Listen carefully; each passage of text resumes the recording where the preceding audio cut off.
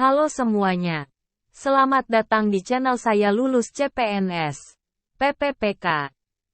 Channel ini menyediakan contoh soal TKP, TWK, TIU, SKB, manajerial, sosial kultural dan soal-soal lainnya yang dapat membantu teman-teman dalam latihan menjawab contoh soal. Jika channel ini bermanfaat, jangan lupa subscribe dan bunyikan notifikasinya agar mendapatkan info terbaru mengenai soal-soal yang teman-teman butuhkan.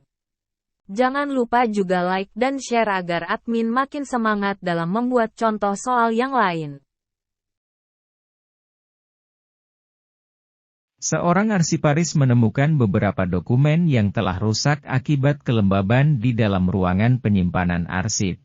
Tanggung jawab apa yang harus diambil oleh arsiparis dalam mengatasi kasus ini? A. Melaporkan temuan kepada atasan dan menunggu instruksi selanjutnya. B. Mengabaikan temuan tersebut karena bukan tanggung jawabnya. C. Mengambil tindakan perbaikan dan menjaga kebersihan ruangan penyimpanan arsip. D. Mencari siapa yang bertanggung jawab atas kejadian ini dan menyalahkan mereka.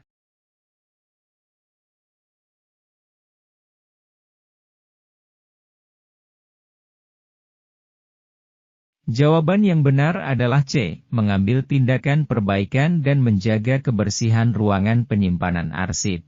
Seorang arsiparis bertanggung jawab untuk menjaga kebersihan dan keberlanjutan arsip yang ada di bawah pengawasannya. Oleh karena itu, dia harus mengambil tindakan perbaikan yang diperlukan, seperti mengatasi masalah kelembaban, agar arsip tetap aman dan terjaga kualitasnya.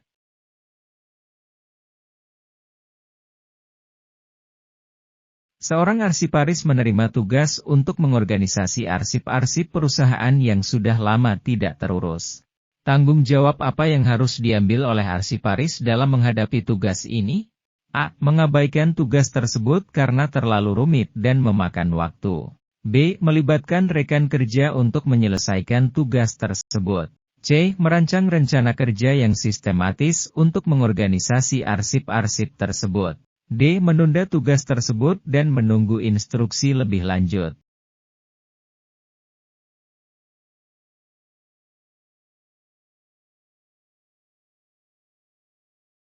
Jawaban yang benar adalah C. Merancang rencana kerja yang sistematis untuk mengorganisasi arsip-arsip tersebut. Seorang arsiparis harus bertanggung jawab dalam melaksanakan tugas yang diberikan, termasuk dalam menghadapi tugas yang mungkin rumit dan memakan waktu. Merancang rencana kerja yang sistematis akan membantu arsiparis dalam mengatur langkah-langkah yang harus diambil untuk menyelesaikan tugas tersebut dengan efisien dan efektif.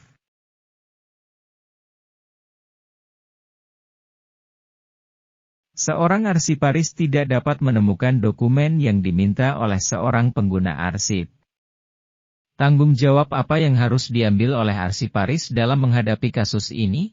A. Mengabaikan permintaan pengguna karena sudah mencari dokumen dengan sungguh-sungguh.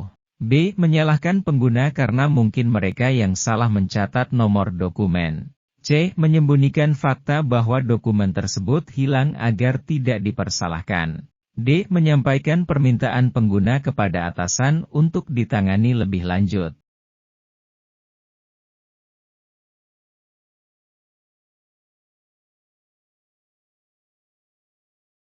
Jawaban yang benar adalah C. Menyampaikan permintaan pengguna kepada atasan untuk ditangani lebih lanjut.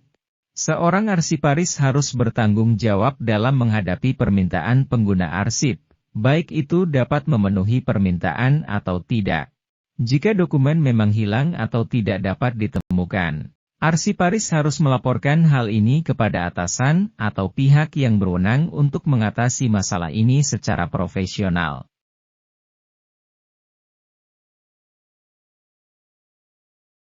Seorang arsiparis terlibat dalam kasus penyusupan dan pencurian data arsip yang sangat bernilai. Tanggung jawab apa yang harus diambil oleh arsiparis dalam menghadapi kasus ini? A. Menutupi fakta bahwa data arsip telah dicuri agar tidak dipersalahkan. B. Melaporkan kasus ini kepada atasan dan pihak berwenang untuk penanganan lebih lanjut. C. Mengabaikan kasus ini karena bukan tanggung jawab arsiparis. D. Menyalahkan pihak yang tidak bertanggung jawab atas kejadian ini.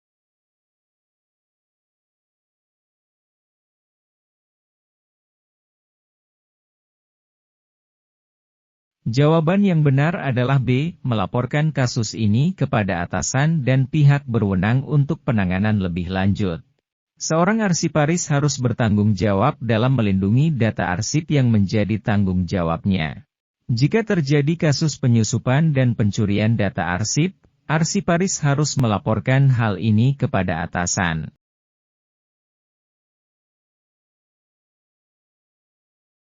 Seorang arsiparis menerima permintaan dari pengguna arsip untuk mengakses dokumen yang terdapat dalam arsip terbatas. Tanggung jawab apa yang harus diambil oleh arsiparis dalam menghadapi permintaan ini? A. Mengizinkan pengguna arsip untuk mengakses dokumen tanpa memeriksa kualifikasi pengguna. B. Menolak permintaan pengguna arsip karena terbatasnya akses. C. Memeriksa kualifikasi pengguna dan memberikan izin akses sesuai kebijakan yang berlaku. D. Mengabaikan permintaan pengguna arsip karena tidak penting.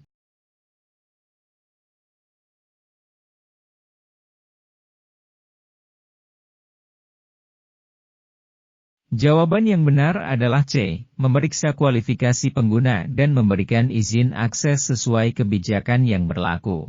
Seorang arsiparis harus bertanggung jawab dalam menjaga keamanan dan kerahasiaan dokumen dalam arsip. Oleh karena itu, arsiparis harus memeriksa kualifikasi pengguna sebelum memberikan izin akses. Sesuai dengan kebijakan yang berlaku untuk menghindari penyalahgunaan data atau dokumen dalam arsip.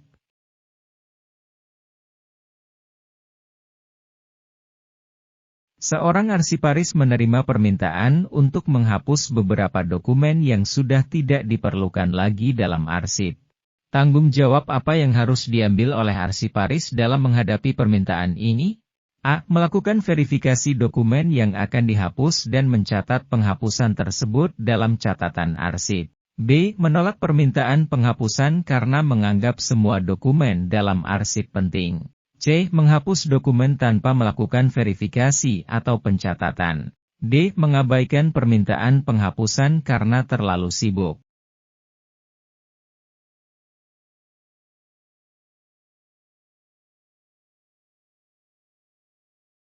Jawaban yang benar adalah A. Melakukan verifikasi dokumen yang akan dihapus dan mencatat penghapusan tersebut dalam catatan arsip. Seorang arsiparis harus bertanggung jawab dalam mengelola dokumen dalam arsip, termasuk dalam proses penghapusan dokumen yang sudah tidak diperlukan lagi. Oleh karena itu, arsiparis harus melakukan verifikasi dokumen yang akan dihapus.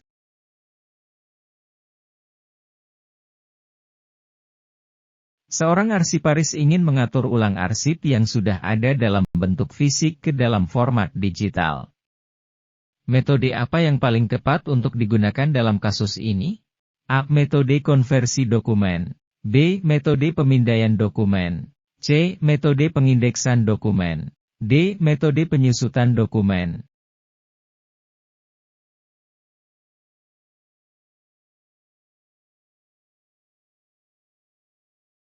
Jawaban yang benar adalah B. Metode pemindaian dokumen. Dalam kasus ini, arsiparis perlu menggunakan metode pemindaian dokumen untuk mengubah dokumen fisik menjadi format digital. Metode konversi dokumen biasanya digunakan untuk mengubah format dokumen, seperti dari PDF ke Word. Sementara metode pemindaian dokumen digunakan untuk mengubah dokumen fisik menjadi format digital.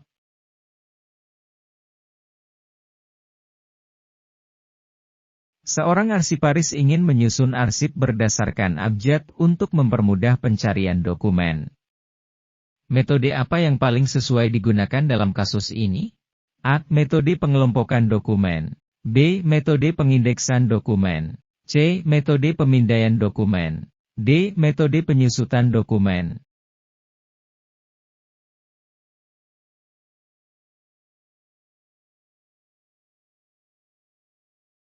Jawaban yang benar adalah A. Metode pengelompokan dokumen.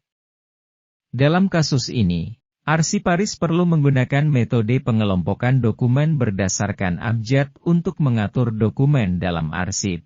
Metode pengindeksan dokumen biasanya digunakan untuk memberikan indeks atau label pada dokumen tertentu. Sementara metode pemindaian dokumen dan penyusutan dokumen tidak relevan dalam konteks ini.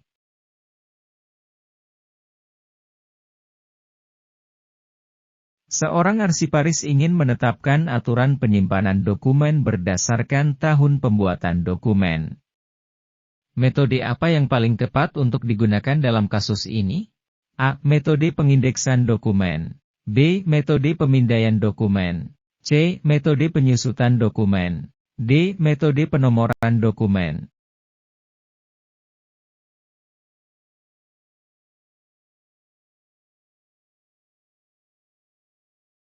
Jawaban yang benar adalah D. Metode penomoran dokumen. Dalam kasus ini, arsiparis perlu menggunakan metode penomoran dokumen berdasarkan tahun pembuatan dokumen untuk memudahkan pengaturan dokumen dalam arsip. Metode pengindeksan dokumen biasanya digunakan untuk memberikan indeks atau label pada dokumen tertentu. Sementara metode pemindaian dokumen dan penyusutan dokumen tidak relevan dalam konteks ini. Metode penomoran dokumen akan mempermudah identifikasi dan pencarian dokumen berdasarkan tahun pembuatan, sehingga memudahkan proses pengelolaan arsip.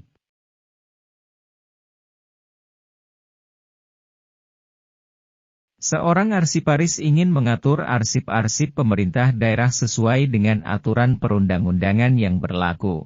Undang-undang apa yang menjadi acuan dalam pengarsipan arsip-arsip pemerintah daerah? A. Undang-Undang Kearsipan Nomor 43 Tahun 2009. B. Undang-Undang Kebebasan Informasi Publik Nomor 14 Tahun 2008. C. Undang-Undang Perlindungan Data Pribadi Nomor 11 Tahun 2020. D. Undang-Undang Hak Cipta Nomor 28 Tahun 2014.